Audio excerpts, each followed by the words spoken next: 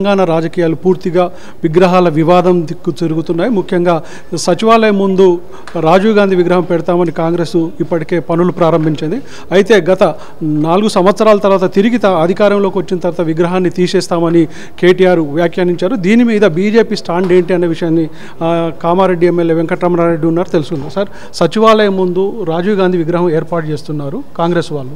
దాన్ని వచ్చిన తర్వాత మేము మళ్ళీ 4 సంవత్సరాల తర్వాత అధికారంలోకి వస్తాము, అప్పుడు తొలగిస్తామని కేటీఆర్ అంటారు.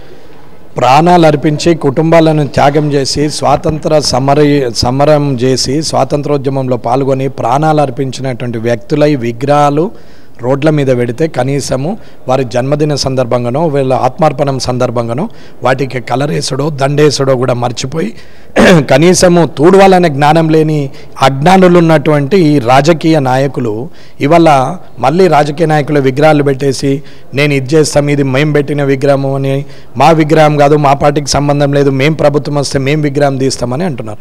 అన్న, ఎవరైనా సరే ఇందిరాగాంధీ గారు ఉన్నారు, బ్యాంకింగ్ నేషనలైజేషన్ చేశారు. రాజీవ్ గాంధీ గారు వచ్చారు, విజన్ 2028 ఇంపోర్ట్ ఎక్స్పోర్ట్ను ప్రమోట్ చేయగలిగారు. పివి నరసింహారావు గారు వచ్చారు, ఇవాళటి లగ్జరీని ఆయన ఇంట్రడక్షన్ చేయగలిగారు. మన్మోహన్ సింగ్ గారు వచ్చారు, ఆయన ఇవాళటి ఫైనాన్షియల్ స్టెబిలిటీని మూలం చేయగలిగినారు. వాజ్పేయి గారు వచ్చారు, ఇవాళ మనం కారులో కూర్చుంటే అదలకుండా నీళ్లు తాగితే కనీసం పెదవు మీద కూడా పడకుండా తిరుగుతున్నటువంటి రోడ్లు వాజ్పేయి గారు చేశారు. ఇవాళ మోడీ గారు వచ్చారు, డిమానిటైజేషన్ చేశారు, దేశ రక్షణ కోసం ప్రయత్నం చేస్తున్నారు. ఆయన ఇప్పటికీ అంతర్జాతీయంగా కానీ ప్రపంచంలో కానీ ప్రధానమంత్రిగా ఆయనకు ఒక గౌరవం ఉంది. ఇలా ప్రతి ఒక్క ప్రధానమంత్రికి ఒక చెడు ఒక మంచి ఉంటుందన్న. అనవసరంగా దేశం కోసం ప్రయత్నం చేసినటువంటి వ్యక్తుల విగ్రహాలు పెట్టి స్వార్థం కోసం, డబ్బు కోసం, ధనదాయం కోసం చేసిన ప్రాంతీయ నాయకులు ఆ విగ్రహాలను పెట్టి నాటకాలు ఆడుతున్నారు తప్ప ఇందులో ఏమీ లేదు.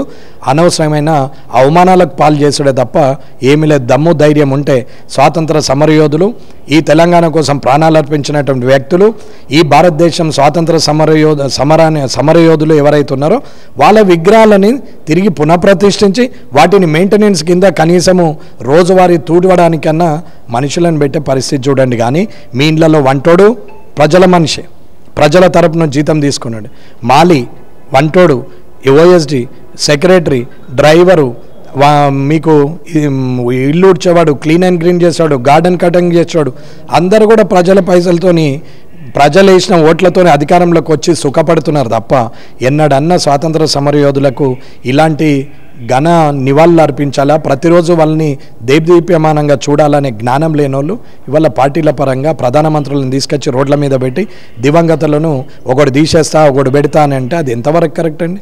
రాజీవ్ గాంధీకి తెలంగాణ ఉద్యమం కానీ ఎలాంటి సంబంధం లేదు. అలాంటి నేత విగ్రహం పెట్టడం కరెక్ట్ కాదు, అక్కడ తెలుగు తల్లి విగ్రహం పెట్టాలన్నటువంటిది కేటీఆర్ డిమాండ్.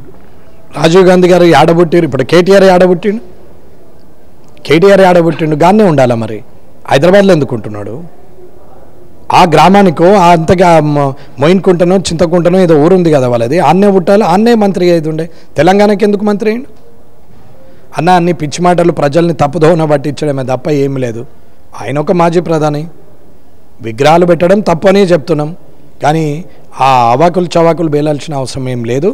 ఇవాళ ఖచ్చితంగా గుళ్ళు కట్టడం ముఖ్యం కాదన్న, ఆ గుళ్ళలో ధూపదీప నైవేద్యం చేసి ఆ దేవునికి నిత్యార్చన చేసే పంతులను పెట్టడం అనేది ముఖ్యం.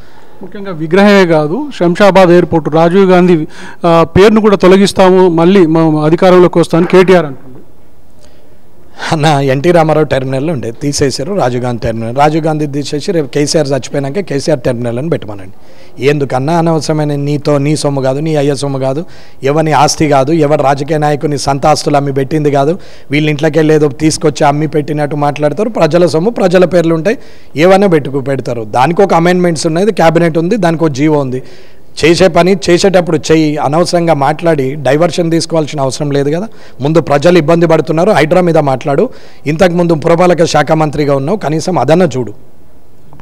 మొత్తంగా అంటే ప్రజల క్షేమాన్ని, అదేవిధంగా రాష్ట్ర అభివృద్ధి గురించి దృష్టి సారించి ప్రజల కోసం పనిచేయవలసిన నేతలు విగ్రహాల వివాదాలకు పోకుండా ఉంటే బాగుంటుందన్నటువంటి విషయాన్ని వెంకటరమణారెడ్డి చెప్తున్నాడు. కెమెరా పర్సన్ శ్రీనివాస్, స్వతంత్ర టీవీ, హైదరాబాద్.